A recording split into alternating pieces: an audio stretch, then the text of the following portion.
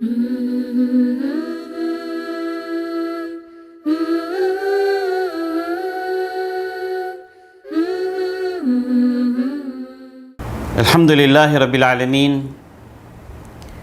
Alhamdulillahi wassalatu wassalamu ala Rasulillah wa ala alihi wa ashabihi ajma'in, amma ba'du. Assalamu alaikum wa rahmatullahi ta'ala wa barakatuh. Ang lahat ng papuri at pagpapasalamat ay nauukol lamang sa nag-iisang tagapaglikha na si Allah subhanahu wa ta'ala. Naway ang pinakamainam na pagpapala at pinakaganap na kapayapaan ay matamo ng ating propeta na si Propeta Muhammad. Ganon din sa kanyang mga kasamahan, mga kapamilya at sa lahat ng mga taong sumunod sa kanyang aral. Isang maiksing mensahe po tungkol sa zakat na ating tatalakayin ngayon para sa ating mga minamahal na kababayan na nakakaintindi ng Tagalog. Ang kapayapaan ay sumainyong lahat. Ang ating paksa ngayon po para sa ating mga kababayan ay sinadyang maiksi o maiksing mensahe para magkaroon tayo ng pag-unawa, pag-intindi o sapat na kaalaman tungkol sa zakat. Ang zakat, mga minamahal naming kababayan, ay isa sa mga haligi ng Islam. Bagkus ito ang ikatlong haligi sa Islam na pagkatapos ng Shahadatain, ng Salah, ay kasunod po ang tinatawag na zakat. Ang zakat ay kung saan ito ang nagdadalisay, nagdadagdag ng blessing sa ating kayamanan at ating sarili, na kung saan ito ay tungkulin ng lahat ng Muslim base sa sinabi ni Allah subhanahu wa ta'ala sa banal na Quran, Suratul Baqarah, aya 43.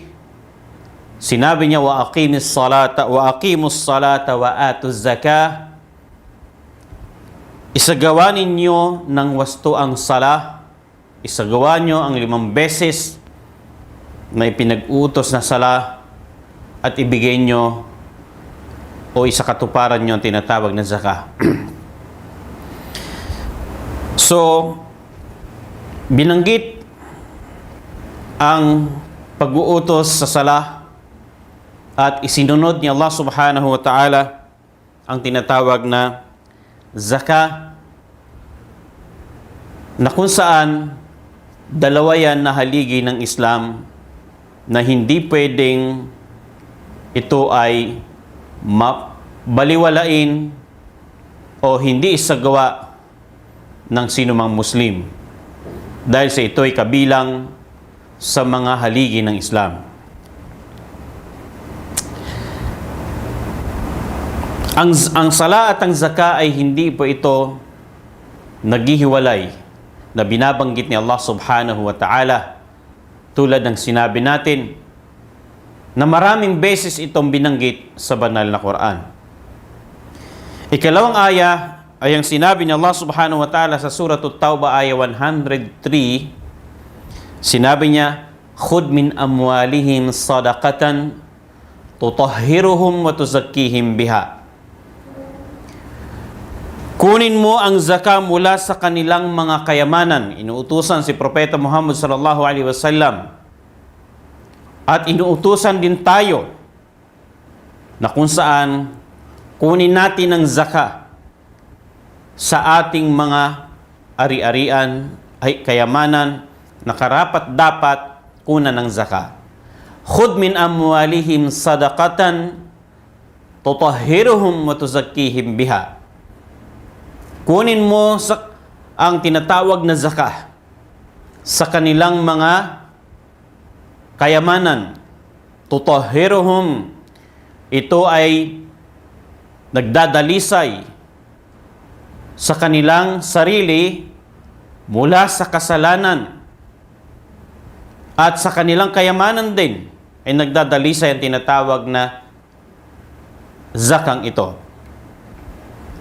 Wa tuzakkihim biha, at ito rin ay nagdadalisay sa kanila na kung saan naglilinis sa kanilang kalooban mula sa tinatawag na mga masasamang pag-ugali, na isa na rito ang pagiging kuripot at ang kayamanan na ibinigay sa atin ni Allah subhanahu wa ta'ala ay ito'y ganap na pag-aari niya na ipinagkatiwala lamang sa atin.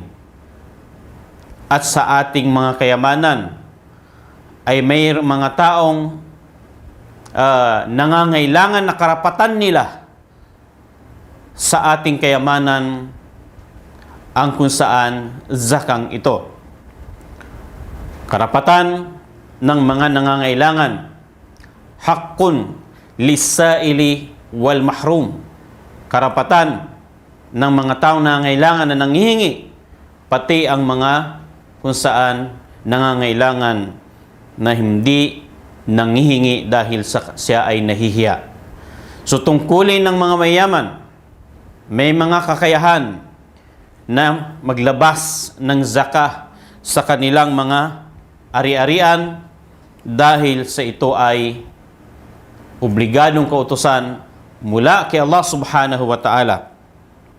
At sa hadith naman ni Propeta Muhammad sallallahu alaihi wasallam ay kung saan sinabi niya, buniyal islamu ala khamsin. Itinayo ang Islam, itinatag ang Islam sa pamamagitan ng 5 haligi, at binanggit niyang ikatlo ay ang pagbibigay ng zakah. Nangangahulugan na ang zakah ay tungkulin ng lahat ng Muslim na kung saan may kakayahang magbigay ng zakah na nasa kanya ang ganap na nisab, takdang bilang at takdang panahon ng pagbibigay ng zakah na dapat niyang ibigay ito. Babae man o lalaki, bata man o matanda na nagmamay-ari ng binanggit natin, ay kailangan nilang kunan ng zakah ang kanilang mga kayamanan. Ang tanong is, bakit tayo magbibigay ng zakah? Bakit kailangan natin magbigay ng zakah?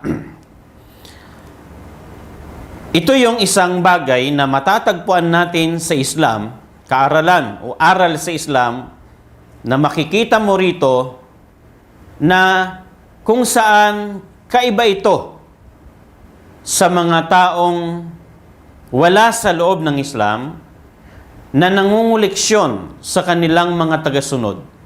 Iba ito sa ikapo. Kakaiba rin ito sa mga porsyento na kinukuha nila sa kanilang mga followers. Ang Islam ay kung saan inobliga ang mga may kakayahan na tumulong ng maliit na pagtulong mula sa kanilang kayamanan patungo sa mga nangangailangan. At kung bakit kailangan natin magbigay ng zakah, number 1 na dahilan ay ito ay pagtugon at pagsunod sa kautusan sa Islam na binanggit ni Allah subhanahu wa ta'ala sa banal na Quran, at binanggit at sinabi at ipinag-utos si Propeta Muhammad sallallahu alaihi wasallam sa kanyang hadith o sa tinatawag na sunnah. So kung bakit kailangan nating magbigay ng zakah, dahil sa sinabi ni Allah subhanahu wa ta'ala, ipinag-utos niya at ipinag-utos ng kanyang sugo na si Propeta Muhammad sallallahu alaihi wasallam. Ikalawa, kung bakit tayo nagbibigay ng zakah, base sa makukuha nating aral sa binanggit nating 2 ayah. Una, sa sinabi ni Allah subhanahu wa ta'ala, wa aqimus salata wa atuz zakah. Isagawa nyo ang sala, ibigay nyo ang zakah. Ikalawang aya, khudh min amwalihim sadaqatan tutahhiruhum wa tuzakkihim biha. Kunin mo sa kanila ang zakah sa kanilang mga kayamanan bilang pagdadalisay at paglilinis sa kanilang mga sarili at kanilang mga kayamanan. So ikalawa, na dahilan kung bakit tayo nagbibigay ng zakah ay bilang paglilinis sa ating sarili mula sa ating mga kasalanan. Ang tao, kapag siya ay nagbibigay ng zakah, ay nagiging dahilan ito para siya patawarin niya Allah subhanahu wa ta'ala. At kapag ang isang tao hindi nagbigay ng zakah, mananatiling haram ang kanyang kayamanan. Kapag ang kayamanan na hindi kinuna ng zakah na karapat dapat itong kunan ng zakah, ito ay magiging lahat haram. Bawal at siya ay nagkakasala. Kaya marapat na alamin natin ang mga alituntunin ng zakah. Pag-aralan natin ang mas malalim upang tayo ay makakain ng malinis at dalisay. At sa pamagitan ng pagkuha ng zakah, pagbibigay natin ng zakah, pagkuha natin sa ating kayamanan ng isang maliit na bagay para ibigay doon sa mga nangangailangan, ay isang bagay ito upang tayo dalisayin sa ating mga kasalanan. Ikatlo, ay pagdadalisay sa kayamanan na binanggit natin. Ang kayamanan na hindi kinukunan ng zakah ay mananatiling haram at walang barakah, walang blessing, walang biyaya ang kayamanan na hindi kinukunan ng zakah. Ikaapat ay pagdadalisay rin sa ating sarili mula sa pagkakuripot at pagkamaramot. At ang Islam, tinuturuan ng mga mayayaman, inuobliga sila na kung saan sila ay matutong magbigay, tumulong sa mga nangangailangan. At isang napakahalaga na kung saan sa loob ng Islam ay ang kung saan maging malinis tayo sa hindi magandang pag-uugali tulad ng pagkakuripot na siyang kung saan katangian na hindi maganda sa loob ng Islam. At si Allah subhanahu wa ta'ala ay nagtuturo sa atin, inoobliga niya ang mayayaman na hindi nila makalimutan ang mga nangangailangan upang sila ay matutong magbigay ng tinatawag na kawang gawa o tinatawag na sadaqah, dahil napakasarap kapag ang isang tao ay nagbibigay ng zakah dahil napapatunayan niya sa kanyang sarili na siya ay hindi nagkukuripot sa mga biyaya ni Allah subhanahu wa ta'ala. Ikalimang dahilan na kung saan bagus napakaraming dahilan kung bakit kailangan natin magbigay ng zakah, ay isa na rito ay bilang pagtugon at tulong sa mga nangangailangan. Sa Islam, napakaganda. Dahil ang mga mayayaman tinuturuan, inuobliga na huwag nilang pabayaan ang mga mahihirap, ang mga maralita, ang kung saan mga hindi pinapabayaan sa loob ng Islam. Nababanggitin natin sa ating maiksing mensaheng ito. Ang mga mayayaman ay inuobliga na tulungan ang mga nangangailangan. At kung bakit kinakailangan natin magbigay ng zakah ay kung saan sa loob ng Islam ipinag-utos na huwag pabayaan ng sino mang may kakayahan na tumulong sa mga taong tunay na nangangailangan. May mga ilang bagay din na dapat nating malaman na kung saan sino-sino ba ang dapat na obligahin upang magbigay ng zakah. Una, sa Islam, number one na condition sa lahat ng ibadah para maobliga ang isang tao ay dapat maging Muslim. dahil ang hindi Muslim ay hindi sila inuobliga sa mga kautusan sa loob ng Islam dahil hindi pa sila naniniwala kay Allah subhanahu wa ta'ala. Hindi pa sila ganap na naniniwala at nananampalataya kay Allah subhanahu wa ta'ala, kaya how much more na gawin pa nila ang mga kautusan sa loob ng Islam. Kailangan maging isang Muslim. At kapag nag-Muslim ang hindi Muslim, doon pa lang uumpisahan na siya inuobliga na magbigay ng tinatawag na zakat. Ikalawa ay dapat malaya. At of course, ang ibig sabihin ng malaya ay hindi alipin. Dahil ang isang alipin ay walang kalayaan sa kanyang sarili, ganun din sa kanyang ari-arian. At ganun din na kung saan kailangan magmay-ari ang isang tao ng ganap na nisab. At ang nisab, ito yung takdang bilang ng kayamanan na kapag umabot doon, tinatawag na umabot siya sa tinatawag na tamang nisab. Umabot siya sa tinatawag na minimum na bilang, at pag umabot doon, doon na uumpisahan ang ikaapat na kondisyon na kailangan umabot siya sa takdang panahon. Isang panahon na kung saan pagdating sa pera o ibang mga kayamanan ay kailangan umikot ang 12 buwan ng Hijri calendar. Example, kung siya ay may-ari ng kayamanan na umabot sa nisab. Pag-usapan din natin, bibilangin natin ang nisab sa ating mixing mensahe ngayon. Nagmay-ari siya ng nisab sa buwan ng Ramadan, sa unang araw ng buwan ng Ramadan, ay kailangan kung saan umikot ang tinatawag na 12 buwan. Sa madaling sabi, kapag umabot doon sa ikalawang Ramadan, yung susunod na Ramadan, sa unang araw ng Ramadan at umabot na hindi bumaba doon sa nisab, na natili doon bagkus na sobrahan pa doon sa araw na yon, sa unang araw ng Ramadan na susunod, kailangan niyang magbigay ng tinatawag na zakat. At ano-ano ang mga kayamanan ba ang dapat nating kunan ng zakat? At ano ang nisab ng bawat kayamanan o ari-arian? Number 1, yan tinatawag na ginto at pilak. Ang ginto ang kung saan siya ang pinakabasihan maging sa pera.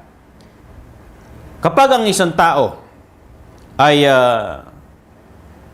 magmay-ari ng 85 grams na ginto, ayon sa mga pantas natin, at nagkaroon siya ng halimbawa 85 grams na ginto sa unang araw ng Ramadan na ito, at kailangan niya ng bilangan ng saktong 12 buwan. At kapag umabot tayo doon sa susunod na Ramadan na hindi bumaba ang 85 grams, kinakailangan na niyang magbigay ng zakah. At ang zakah ng 85 grams na ito ay kukunan ng tinatawag na 2.5%. So 2.5% ang zakah na dapat kunin sa tinatawag na 85 grams. Pwedeng ginto ang ibigay o kaya pwede yung halaga nito. At ibibigay niya doon sa mga dapat pagbigyan na ating babanggitin mamaya. Sa pilak ay ganun din. Silver ay kailangan kapag umabot ito ng 595 grams, ay kailangan kunan din ng tinatawag na zakah na 2.5%. Ikatlo ay yung tinatawag ng pera, ang ating pera. Kapag tayo ay nagkaroon ng pera na kasing halaga ng 85 grams, ay umabot na sa tinatawag na nisab, at bibilangan mo ito ng tinatawag na 12 months sa Hijri calendar. At kapag Halimbawa, naging kompleto yung 12 months, kailangan kunan natin ng 2.5% bilang zaka. Ikaapat, yung tinatawag na kalakal, yung negosyo. Tulad halimbawa ng mga pinapaupahan, pinagkakakitaan, mga apartment, sasakyan na nire-rent, o mga ibinibenta natin. Ang anihan o ang tinatawag na umpisa ng pagkuha ng zaka kapag umabot din sa takdang bilang ng pera o takdang halaga ng tinatawag na 85 grams at bibilang mo siya ng 12 months. Kapag umabot doon, kailangan kunan natin ng zaka 2.5% din. Ang mga produkto ng lupa, mga pananim natin, tulad na, at sa kondisyon na ito ay naiimbak at kung saan natatakal, nai-stock, dahil ang mga pananim na hindi ini-stock, kasama ito sa tinatawag na kalakal kung ito'y binibenta, at kung hindi binibenta, hindi na kinukunan ng zaka. Pero ang mga nai-stock, nai-imbak, tinatakal, ay kinukunan ito ng tinatawag na zaka sa tuwing anihan at hindi na kailangan bilangan pa ng buwan, kundi tuwing aani ay kailangan magbigay ng tinatawag na zaka. Halimbawa, sa palay, kapag umabot, nagmay-ari ka ng 675 kilos na palay, kailangan mo itong kunan ng zaka ng 10% sa condition na ito'y tinanim mo na hindi mo siya ginastusan para ito ay tumubo at magkaroon ng tubig. Ngunit, kung pinaghirapan mo na matubigan ito at ginastusan mo pa ang pagtatanim mo ng paglaki ng palay, ito ay magiging, ang kukunin lang dito ay 5%, hindi katulad ng binanggit natin na kung saan kapag hindi ginastusan ay 10%. Yun ay sa mga pananim. At ulitin natin, sa mga hindi naiimbak at hindi tinatakal, ay kung ito'y gagawing negosyo, doon ito pupunta sa kalakal na kung saan sistema ng pagguha ng zaka katumbas ng pera. Ngunit kung ito ay tinatakal, naiimbak tulad ng palay, dates, datiles, ay kailangan tuwing umaani kunan ng zaka ng 10% kapag ito ay hindi ginastusan at pinaghirapan para matubigan. 5% naman kapag pinaghirapan at ginastusan at ibibigay ang zaka nito, pwedeng yung mismong kung palay-palay na or yung halaga ng katumbas ng zakang 10%. Ikahuling mga dapat kunan ng zaka ay ang mga hayop na mga babanggitin natin. Halimbawa, kamelyo. At ang kamelyo, kapag nagkaroon ka ng 5 kamelyo, ay kailangan kunan mo ng zaka, magbigay ka ng zaka, at ang zaka nito ay kung saan isang tupa, hindi kamelyo rin. Yun ang kung saan minimum. At sa paglago, pagdami nito, ay ibabalik tayo sa mas malalim na pag-aaral. Ganon din ang baka. Kapag ang isang tao nagmay-ari ng 13 baka, ay kailangan na niyang magbigay ng isang bakang isang taong gulang. Okay? Baka na yon. At sa tupa naman, o kaya ay kambing, kapag nagmay-ari ka ng 14 kambing o kaya ay tupa, magbibigay ka ng zaka na isang tupa o di kaya isang kambing. Ngayon, ang huling o ikalawang isusunod natin na dapat natin malaman, sino ang dapat tumanggap ng zaka? Sino ang dapat nating bigyan ng ating mga zaka? Sino ang bibigyan natin? Una, yung tinatawag na fakir. O mas malapit ang sabihin nating maralita. Ang fakir, ito yung kung saan hindi niya makayang kitain ang hindi pa umaabot ng kanyang kita sa kalahati ng kanyang pangangailangan. Yung kalahati ng pangangailangan niya, hindi pa umaabot doon ang kanyang kinikita. So yun yung mga hirap maghanap buhay. Okay?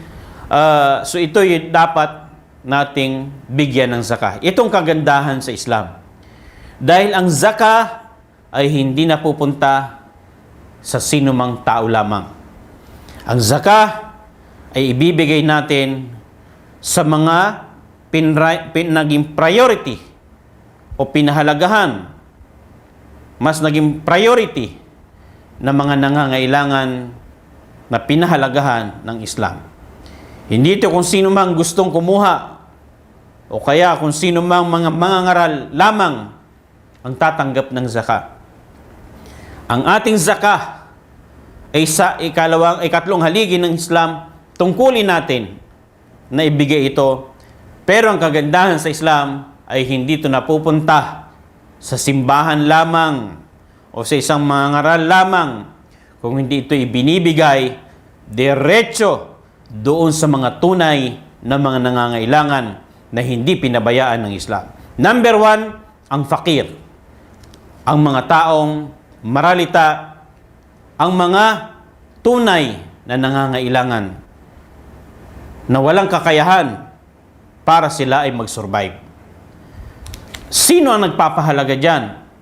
Sa Islam lamang matatagpuan na kung saan nilagay sa ikatlong haligi ng Islam na huwag pabayaan ang mga maralita. Ikalawa ay ang tinatawag na miskin, ang mga mahihirap na kung saan kumikita nga sila, ngunit hindi sapat doon sa kanilang pangangailangan. Kinikita nila ang kalahati ng kanilang pangangailangan pero hindi umaabot sa sapat na kailangan nila para sila ay mag-survive.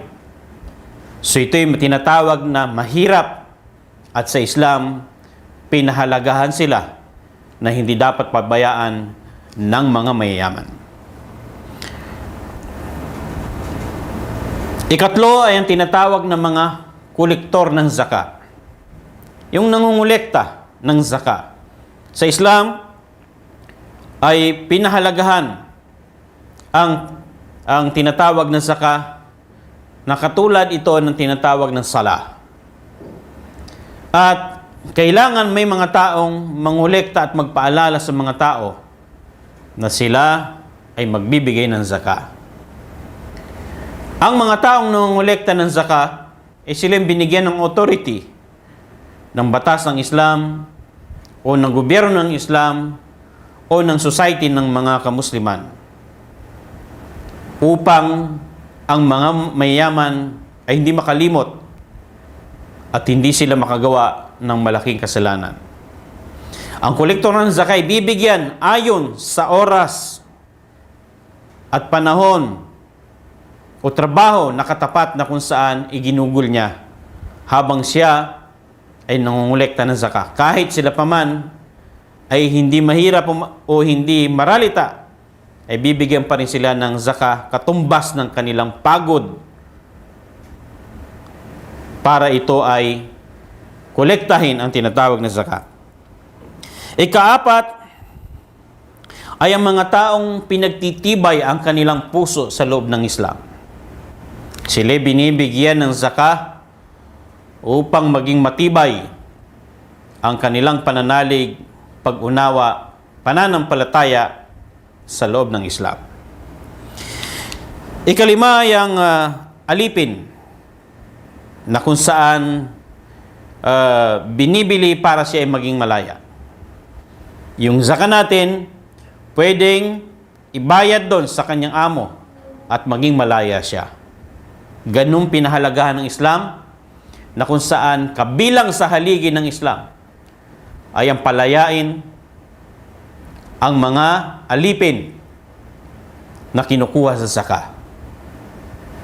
Ito isang aral na kung saan kahit sa ngayon ay wala tayong makita o matagpo ang alipin, pero ganito pinahalaga ng Islam na kung saan ang mga alipin na gustong lumaya ay tinutulungan ng Islam na bayaran ng kanyang amo na nagmamayari sa kanya upang siya maging isang malayang taong lingkod ni Allah subhanahu wa ta'ala. Ganon din na kung saan ang mga may utang o baon sa utang na walang kakayahang magbayad, ito po'y binibigyan ng zakah ayon sa kanyang pangangailangan. At ang nakakaalam dito ay ang mga kolektor ng zakah. O kaya ay ang mga kamusliman na magsabi sila si ganito ay baon sa utang at winawalang hiyana ng kinauutangan niya at siya ay hirap at walang kakayahang magbayad.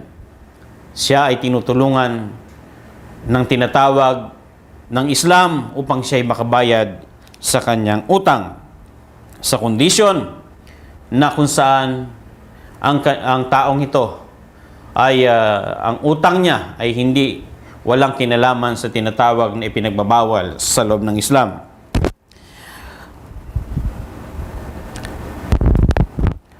Ang ikapito ay ang mga nakikibaka o ipinagtatanggol ang relihiyon ni Allah subhanahu wa ta'ala. Ang mga taong nangangalaga sa kapayapaan at katarungan, nakikibaka, nagpupunyagi sa landas ni Allah subhanahu wa ta'ala, sila rin ay binibigyan ng gobyerno ng Islam bilang kung saan tulong at ito'y kinukuha sa zakah.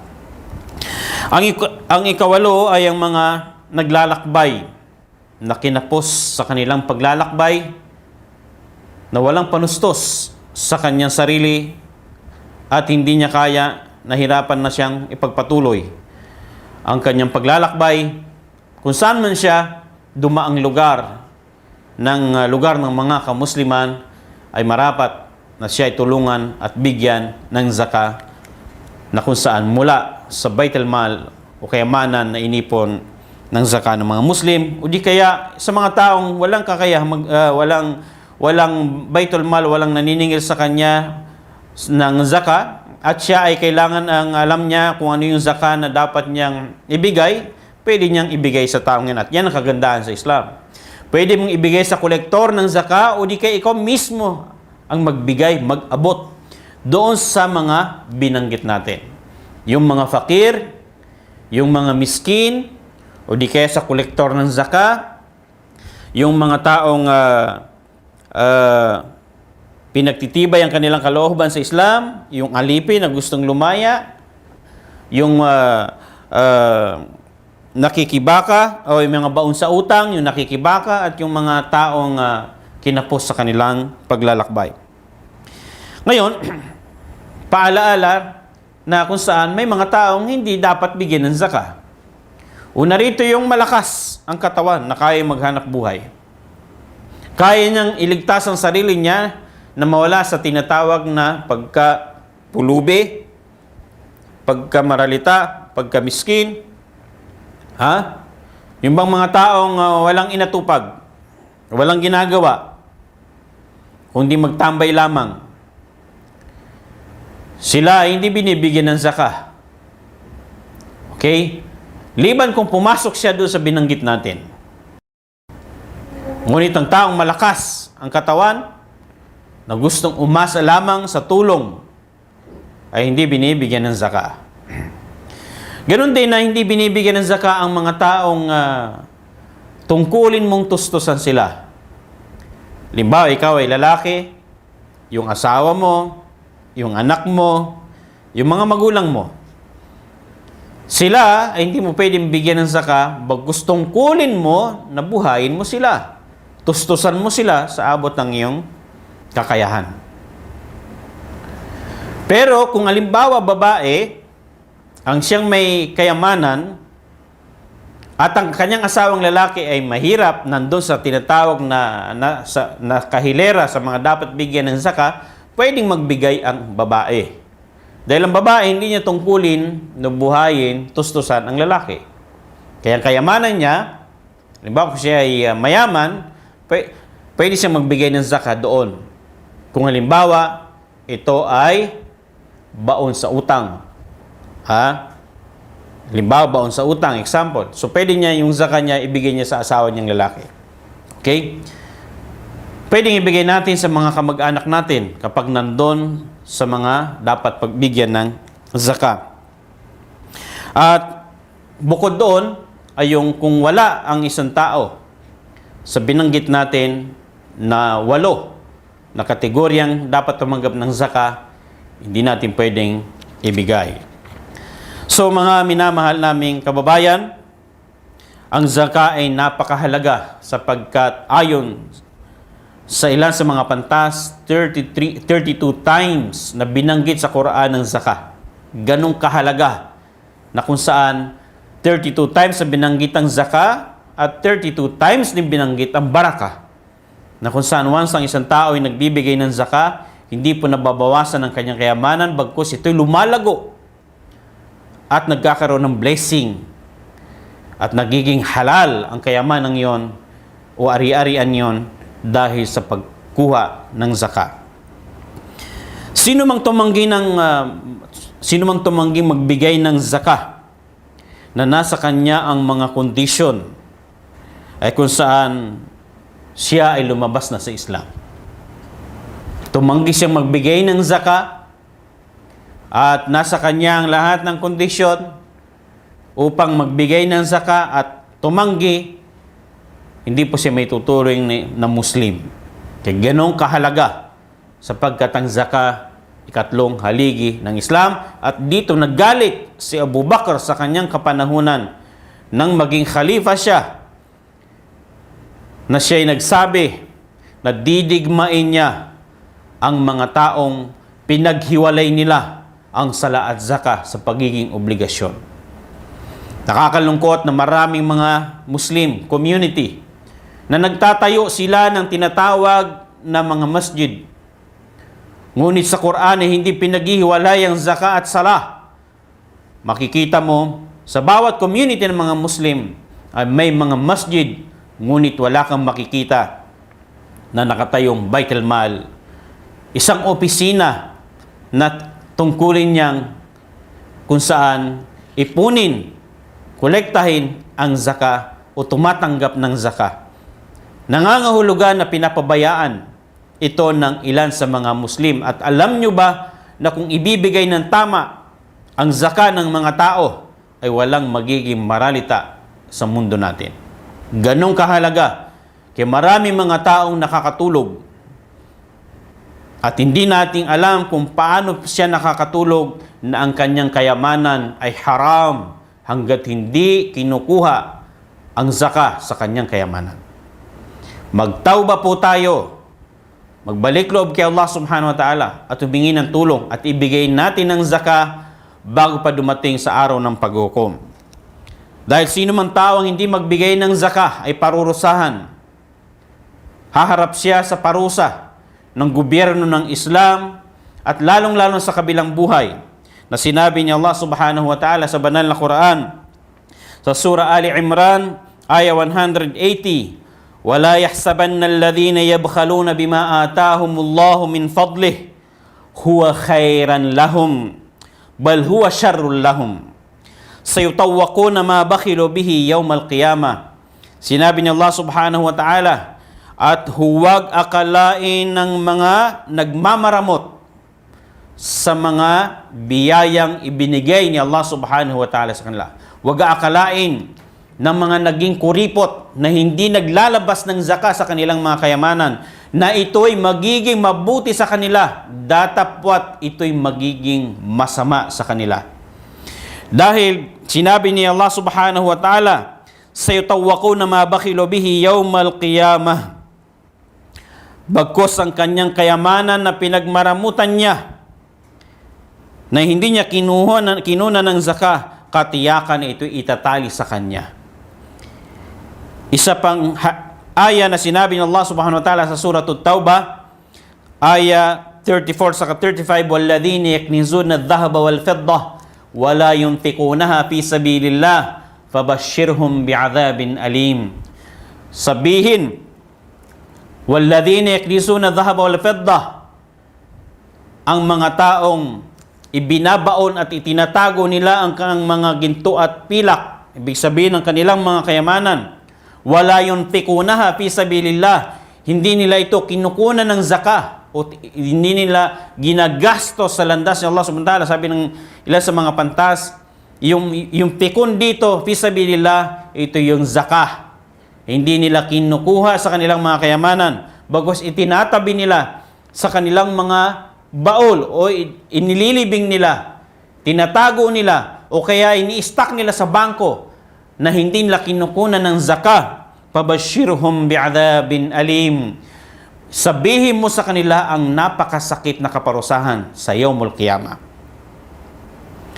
na kung saan inihanda doon ang kaparusahan para sa mga taong hindi magbibigay ng zakah. At sa isang hadith, may ang kayamanan na hindi kinuna ng zakah ay magiging isang ahas na makamandag. At sa kanyang sobrang bisa ng kanyang kamandag, nakakalbo, napupudpod ang kanyang gitna ng kanyang ng ulo. Ito'y dahil sa sobra ng kanyang bisa at kamandag. At hahabulin niya ang taong nagmamay-ari sa kanya at tutukain siya sa kanyang liig.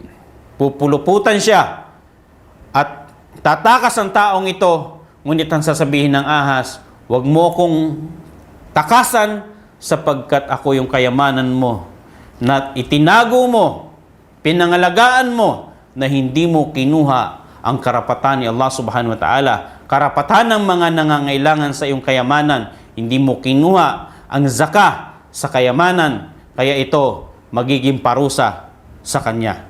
Sana po ay mayroon tayong natutunan na kahit maiksi o maikli lamang o kahit konti, at kung mayroon tayong natutunan man, ito ay tawfik ni Allah subhanahu wa ta'ala, at kung mayroon man akong nasabi na kamalian, ito ay mula kay syaitan o di kaya ay dahil sa kakulangan ko bilang tao, humingi ako ng paumanin kay Allah subhanahu wa ta'ala at sa inyo. Maraming salamat po sa inyong panonood o pakikinig. Wa akhiru da'wana anil hamdulillahi rabbil alamin. Wassalamu alaikum warahmatullahi wabarakatuh.